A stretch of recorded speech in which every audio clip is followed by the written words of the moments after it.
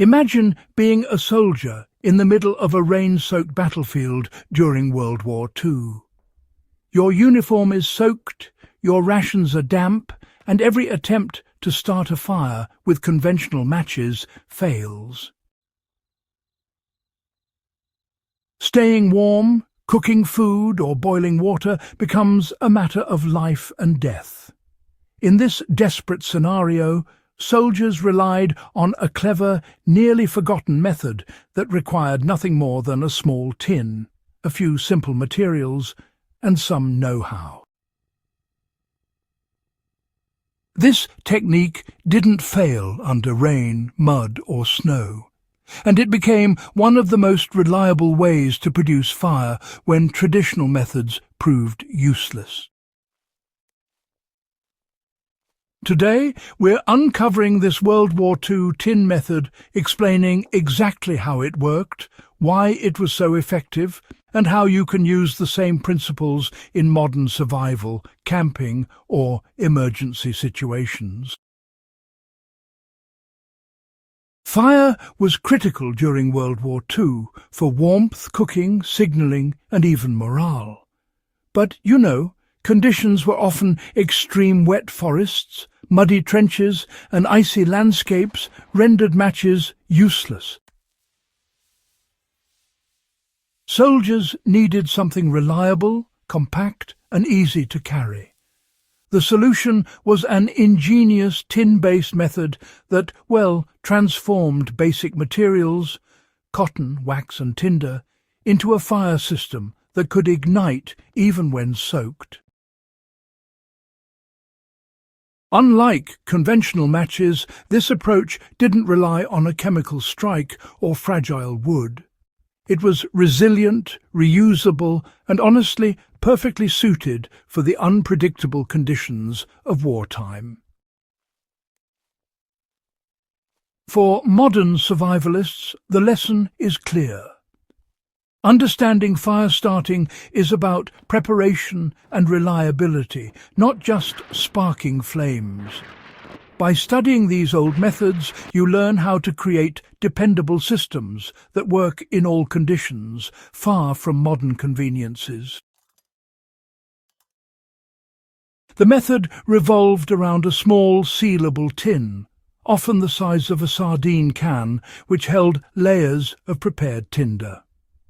Soldiers used finely shredded cotton or dried plant fibres as the base, which was then soaked in wax or fat to make it waterproof. This created a dense, slow-burning fuel source.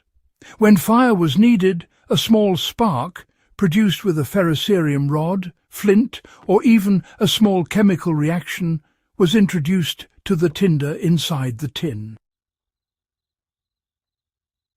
The wax fibres ignited slowly but consistently, giving the soldier enough time to transfer the flame to larger fuel like kindling or dry brush. The enclosed tin also protected the tinder from moisture, wind and damage, making it a self-contained, reliable fire-starting system. You can apply this technique today by creating a similar tin fire kit. Select a small metal container, line it with dry fibres such as cotton or jute, coat them lightly with beeswax or candle wax, and seal it tightly. Carry it in your pack for camping trips, emergency kits, or bushcraft excursions. When you need a fire in wet or windy conditions, you'll have a dependable solution at hand. Matches fail because they depend on dry chemical compounds and fragile wooden sticks. Even storm-proof matches can become ineffective if fully submerged or repeatedly exposed to rain. The World War II tin method avoided these weaknesses by using an enclosed fuel source that burned independently of external conditions. Because the fire-starting material was pre-prepared and wax-protected, it would ignite from a spark rather than friction alone.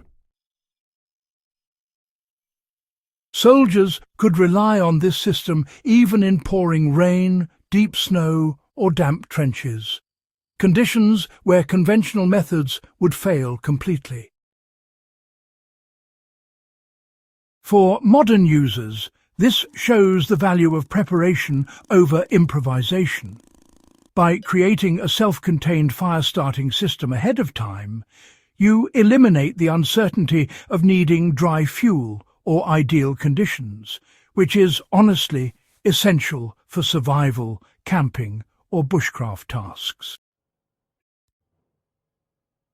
The versatility of the tin system was one of its greatest strengths. A single tin could ignite small cooking fires, light lanterns, or even start larger bonfires. Soldiers often carried multiple tins with varying levels of tinder, ensuring they had options for quick heat, long-burning embers, or emergency signalling.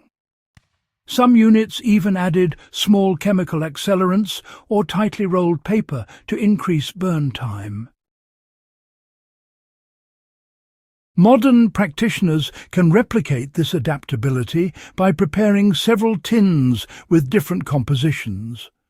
One could have a fast-igniting tin for quick warmth, another with long-burning tinder for cooking, and a third as an emergency backup. This mirrors the wartime strategy of redundancy and preparedness, making sure you always have a fire solution when you need it most. Even in the age of lighters, butane stoves, and synthetic fire starters, the World War II tin method has value because it teaches reliability, simplicity, and adaptability. It doesn't require fuel canisters, batteries, or chemicals that degrade over time. The materials are inexpensive, easy to store, and renewable. This method also connects us to history, showing how soldiers relied on ingenuity and resourcefulness to overcome extreme conditions. By preserving these techniques, we honor that knowledge while equipping ourselves with practical skills that remain powerful today. If you want more deep dives into forgotten survival tricks and historical ingenuity that you can still apply in your own life, make sure you subscribe to Backyard Wisdom. Share this video with friends who love history, bushcraft, and practical survival skills, and keep exploring timeless solutions that never fail, even in the toughest conditions.